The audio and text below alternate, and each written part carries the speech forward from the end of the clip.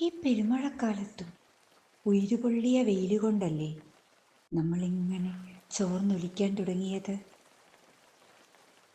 പൊള്ളുമ്പോൾ ഊതിയൂതി തണുപ്പിച്ച്, കുളിരുമ്പോൾ ഉയിരു പകർന്നു.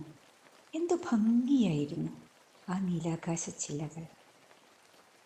നമ്മളിടങ്ങളിൽ പെയ്യുന്ന മഞ്ഞും മഴയും പരസ്പരം ഇറങ്ങിച്ചെല്ലാറുള്ള മിഴിയിണകളും എന്തുമാത്രം ആഴമുണ്ടായിരുന്നു ആ വേരിൻ്റെ ഉൾത്തടങ്ങളിൽ!